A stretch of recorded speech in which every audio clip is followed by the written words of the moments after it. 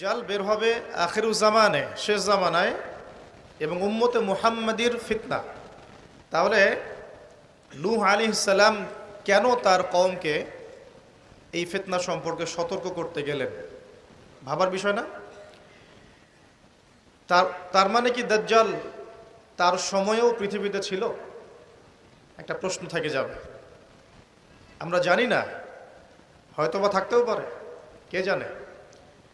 শুধু আল্লাহ জানেন। আমরা কিন্তু স্পষ্ট করে বলতে পারবো না তিনি ছিলেন কি না।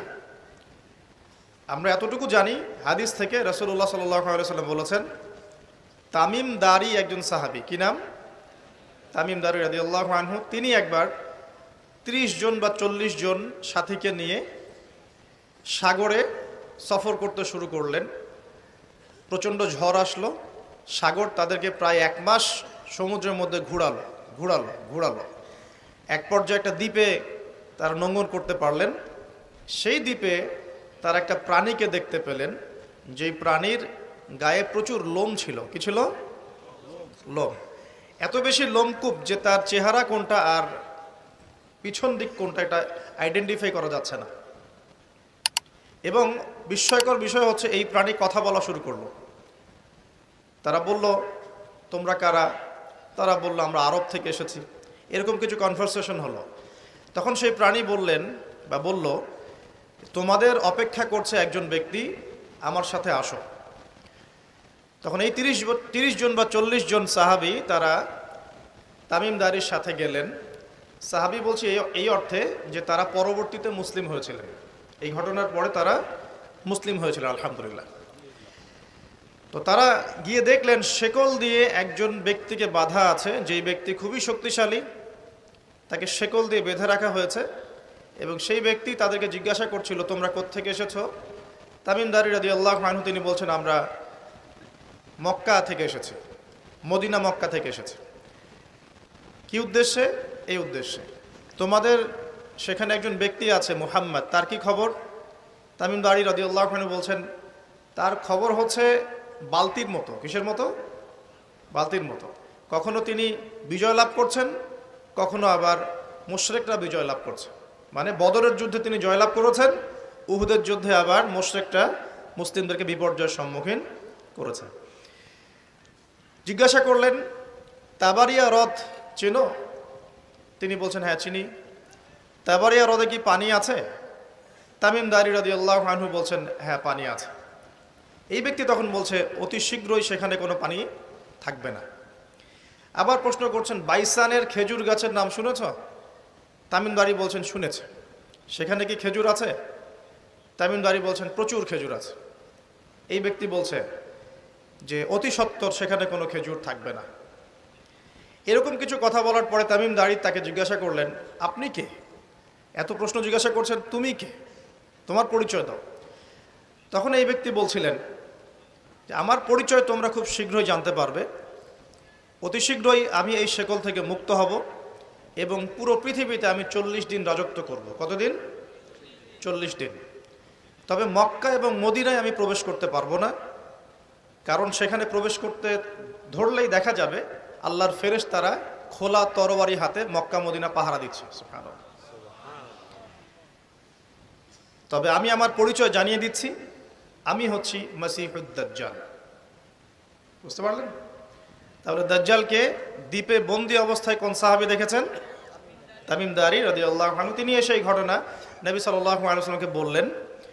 বলার পরে নবী সাল্লাল্লাহু আলাইহি ওয়াসাল্লাম তার চেহারাটা উজ্জ্বল হয়ে উঠল। তিনি মিম্বরে দাঁড়িয়ে বললেন, আমি কি তোমাদেরকে বলিনি এইরকম একটা সত্তার কথা, এমন একটা ভয়ঙ্কর ফিতনার কথা, মসিহুদ দাজ্জালের কথা? সাহাবীরা বললেন, হ্যাঁ আপনি বলেছিলেন। তামিম দারি আজকে সেটাই দেখে এসেছে, তোমাদেরকে সেই ঘটনা সে ব্যক্ত করছে। এখান থেকে আমরা বুঝতে পারলাম যে দাজ্জাল একটা দ্বীপের মধ্যে বন্দী ছিল বা আছে। হয় ছিল বা আছে। এখন ছিল না এখনো আছে, এর উত্তর খুঁজতে হলে আরেকটা হাদিস দেখতে হবে। এটা কোন হাদিস? সহিহ মুসলিমের। নবী সাল্লাল্লাহু আলাইহি ওয়াসাল্লাম মদিনায় বসবাস করছেন, মক্কা থেকে হিজরত করে মদিনায় এসেছেন। মদিনায় মাশাআল্লাহ তিনি ইসলামিক রাষ্ট্র প্রতিষ্ঠা করেছেন। বদরের যুদ্ধ হয়েছে, উহুদের যুদ্ধ হয়েছে, খন্দকের যুদ্ধ হয়েছে। ইসলামের একটা পুরো খিলাফা স্টেট যেটা আমরা বলি, সেটা কায়েম হয়েছে।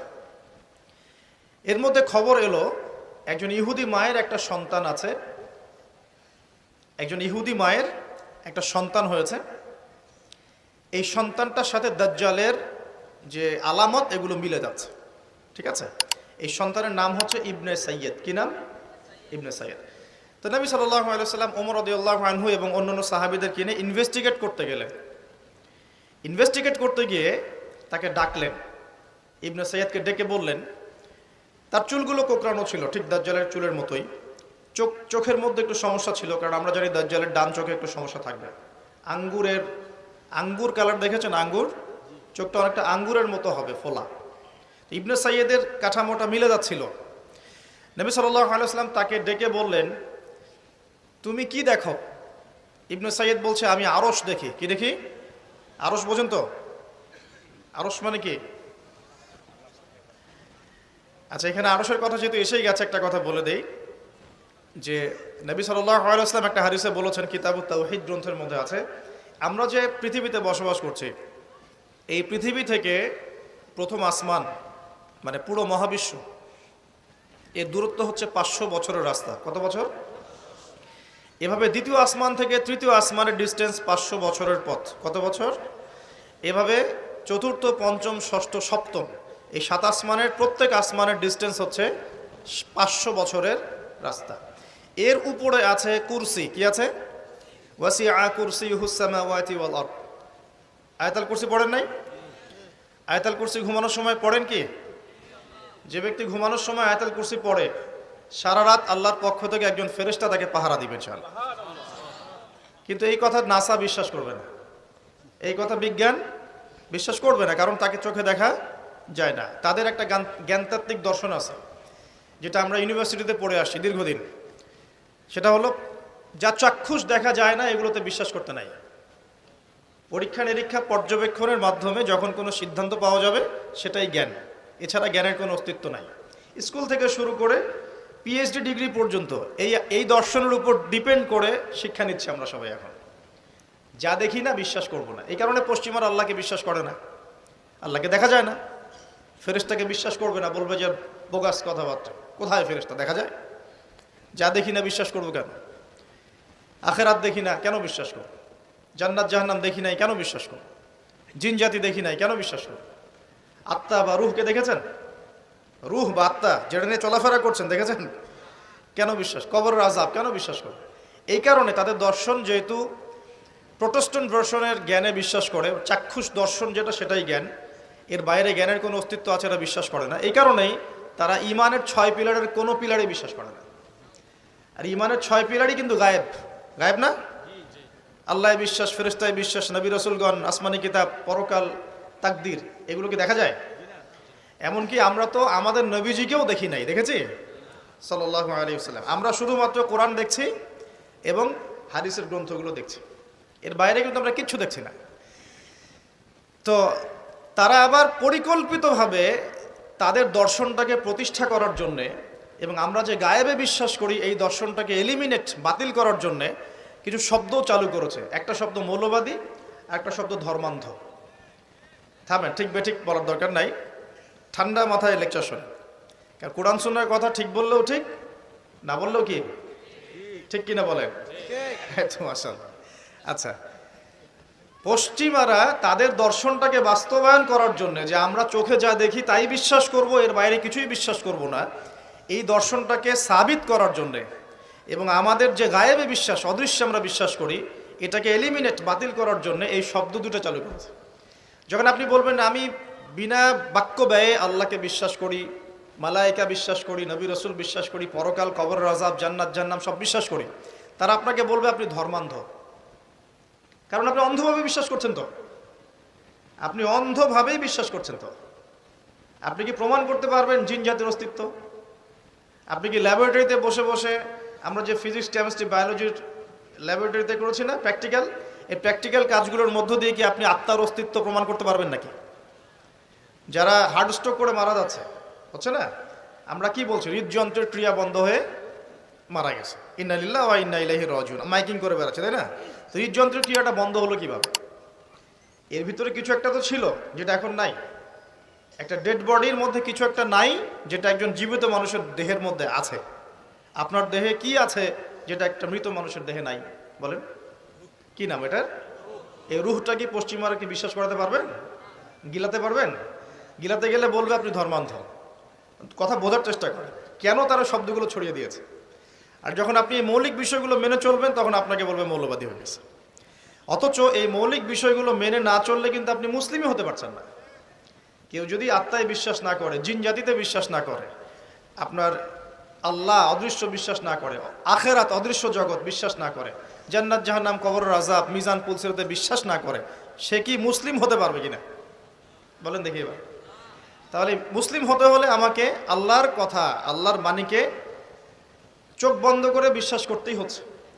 কোনো কোনো ক্ষেত্রে আল্লাহ পাকের আদেশের সামনে আত্মসমর্পণ করতে হচ্ছে বিনা বাক্য ব্যয়।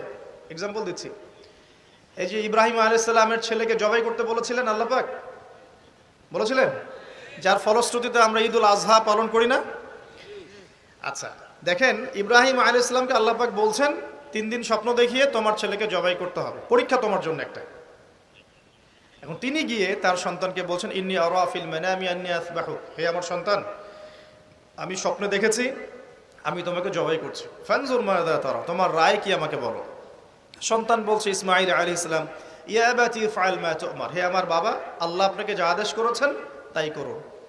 সাতাজিদুনি ইনশাআল্লাহু মিনাস সাবিরিন, ইনশাআল্লাহ আপনি আমাকে ধৈর্যশীল পাবেন। এই ছেলের বয়স কিন্তু আমাদের এই ইয়াং জেনারেশনের চেয়ে অনেক কম। যে জেনারেশন রাত 3টায় অ্যালার্ম দিয়ে যে আর্জেন্টিনা খেলা দেখতে ওঠে, এই জেনারেশনের চাইতে ইসমাইলের বয়স কিন্তু অনেক কম। তার বয়স তখন হয়তো 10 বা 12 বা 14। কি শিক্ষা দিলেন তার পিতা তার মা তাকে, যে আল্লাহর আদেশের সামনে জীবন দিতেও তার কোনো পরোয়া নাই। বলছে আব্বা আপনি যা স্বপ্ন দেখেছেন, আল্লাহ আপনাকে যা আদেশ করেছেন আপনি করেন। তাহলে কোন শিক্ষার ঘাটতি আমাদের মধ্যে আছে ভাবতে হবে না এগুলো। ইব্রাহিম আলাইহিস সালাম কিন্তু তার সন্তানকে মানুষ করেন নাই, মনে রাখবেন। তিনি মাঝে মাঝে আসতেন, যাওয়া আসা করতেন, কারণ তার আরেকটা পরিবার ছিল সিরিয়ায়। সারা আলাইহিস সালাম, তার আরেকটা পরিবার ছিল, 2 স্ত্রী। তো তাকে মানুষ করেছেন কিন্তু তার মা হাজারা আলাইহিস সালাম। কোন মা? যেই মাকে ইব্রাহিম রেখে আসছেন কাবা ঘরে, মনে আছে? খাবারও ছিল না, পানিও ছিল না। তিনি বলছেন আপনি কেন রেখে যাচ্ছেন ইব্রাহিম আলাইহিস সালাম বলেন আল্লাহর হুকুমে। এখন এই মা বলছেন যে যদি আপনি আল্লাহর হুকুমে আমাকে রেখে যান, আমাদেরকে রেখে যান, ইনশাআল্লাহ আল্লাহ পাক আমাদেরকে ফেলে দিবেন না। তো এই মায়ের গর্ভ থেকে ইসমাইল হবে না তো কি আমাদের মা বোনদের গর্ভ থেকে ইসমাইল হবে? আমাদের মা বোনরা এখন কি করে? সারাদিন যে মুভিজ, এই যে সিরিয়ালস, স্বামীকে সম্পত্তির জন্য প্যারা দিতে দিতে স্বামীর হার্ট স্ট্রোক করে ফেলে।